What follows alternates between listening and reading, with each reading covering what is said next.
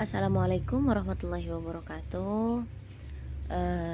Saya di sini akan sedikit menjelaskan dasar-dasar tentang pengenalan matematika diskrit. Dengan nama saya Anissa, NIM 3111101885.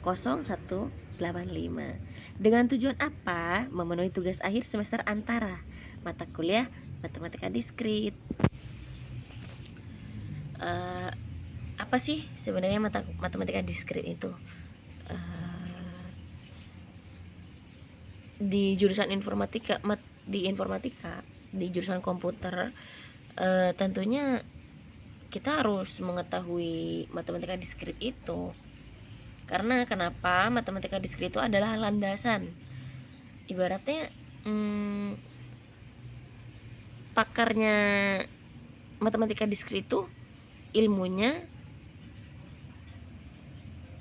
matematikanya, informatika, bahasa gaulnya. Wah, pokoknya kalau orang informatika itu ya tahu matematika diskrit gitu. Nah, masuk ke pembahasannya. Apa yang dimaksud dengan kata-kata diskrit? Diskrit itu individual, dia sendiri. Nah, bagaimana bisa seperti itu? Nah, di sini ada syaratnya. Objek disebut diskrit jika terdiri dari elemen yang terpisah secara individual atau elemen-elemennya tidak bersambung dengan yang lainnya. Matematika diskrit itu matematika yang mengkaji objek-objek yang terpisah secara individual satu sama lain. Jadi dia nggak berkesinambungan antara dia sama yang lainnya, dia tuh dia doang gitu. Diskrit. Nah, contohnya bilangan bulat, integer. Lawan kata diskrit itu continue atau terus menerus.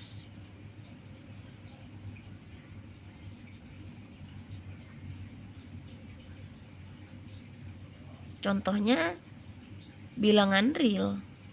Contohnya dari lawan kata diskrit.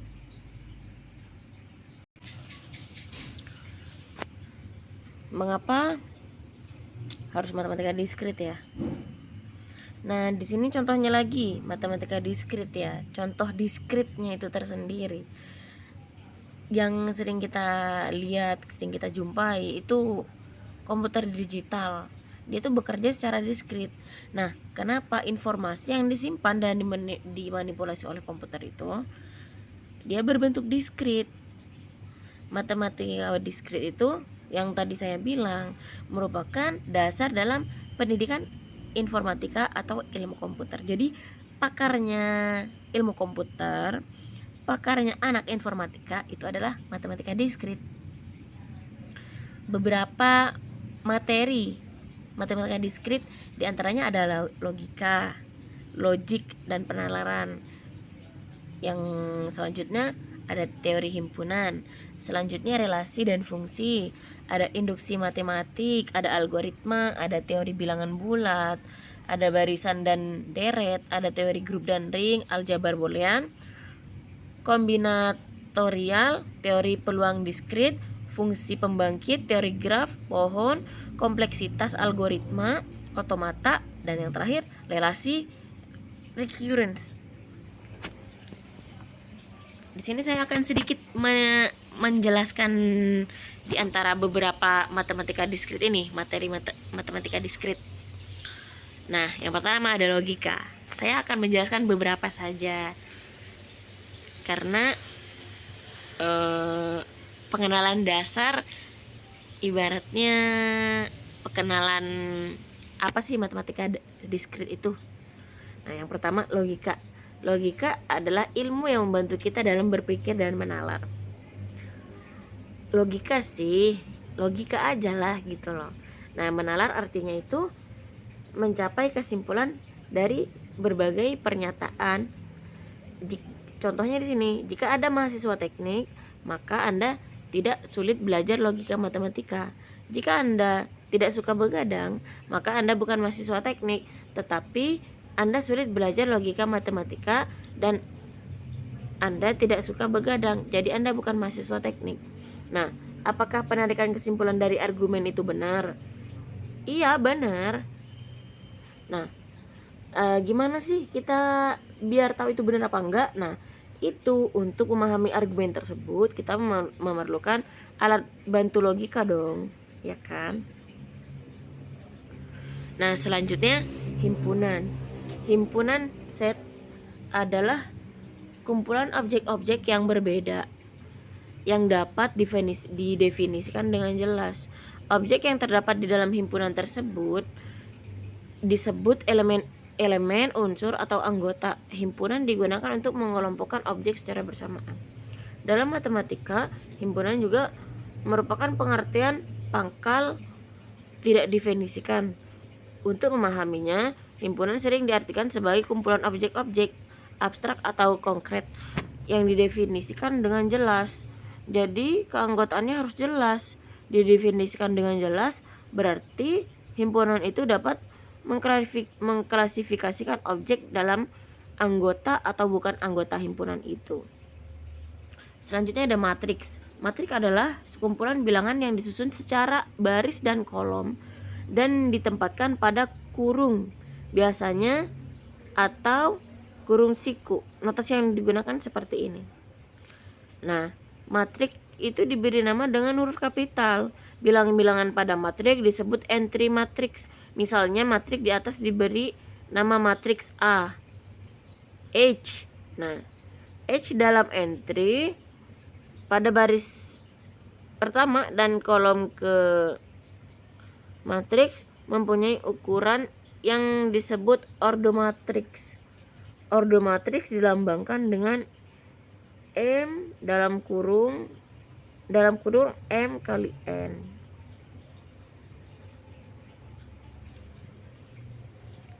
Nah, setelah saya jelaskan beberapa pelajaran di matematika tadi, ini contoh-contoh yang akan ada di contoh-contoh soal yang ada di matematika diskrit, seperti berapa banyak kemungkinan jumlah password yang dibuat dari 26 huruf alfabet dan angka. Nah, ISBN sebuah buku adalah 978 602 6232 427. Verifikasilah apa nomor ISBN tersebut valid. Nah, dan seterusnya.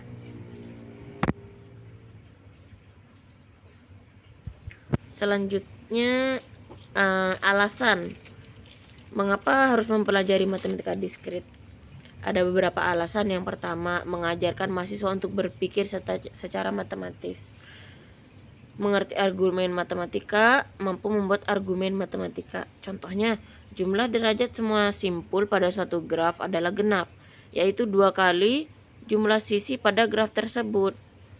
Akibatnya, untuk sembarang graf G, banyaknya simpul berderajat ganjil selalu genap. Kedua, mempelajari fakta-fakta matematika dan cara menerapkannya. Contoh, Chinese remainder problem. Pada abad pertama, seorang matematikawan China yang bernama Sun Tzu mengajukan pertanyaan sebagai berikut. Tentukan sebuah bilangan bulat yang bila dibagi dengan 5 menyisakan 3, bila dibagi 7 menyisakan 5, dan bilangan dibagi 11 menyisakan 7. Nah, yang ketiga, matematika diskrit memberi landasan matematis untuk kuliah-kuliah lain di informatika. Contohnya algoritma, struktur data, basis data, otomata, dan teori bahasa. Formal jaringan komputer, keamanan komputer, sistem operasi teknik, kompilasi, dan lain sebagainya. Matematika diskrit adalah matematika yang khas informatika, atau sama dengan matematikanya orang informatika tadi. Selanjutnya 5 pokok kuliah di dalam matematika diskrit. Yang pertama, penalaran matematika, mathematical reasoning. Mampu membaca dan membentuk argumen matematika. Selanjutnya, analisis kombinatorial, mampu menghitung atau mengenumerasi objek-objek materi kombinatorial, permutasi, kombinasi, dan lain-lain. Struktur diskrit mampu bekerja dengan struktur diskrit yang termasuk struktur diskrit himpunan, relasi, permutasi, dan kombinasi. Graf pohon finite state machine berpikir algoritmik, mampu memecahkan persoalan dengan menspesifikasikan algoritmanya, yaitu materi pada sebagian besar kuliah ini dan kuliah algoritma dan struktur data. Aplikasi dan permodelan mampu mengaplikasikan matematika diskrit pada hampir setiap area bidang studi dan mampu memodelkan persoalan dalam rangka problem solving skill. Materinya pada sebagian besar kuliah ini. Nah, setelah diperkenalkan tadi dasar-dasar matematika diskrit itu, harapannya apa? Mahasiswa informatika harus memiliki pemahaman yang kuat dalam matematika diskrit ini agar tidak mendapat kesulitan dalam memahami kuliah-kuliah lainnya di informatika. Sekian dari saya, sedikit penjelasan matematika diskrit.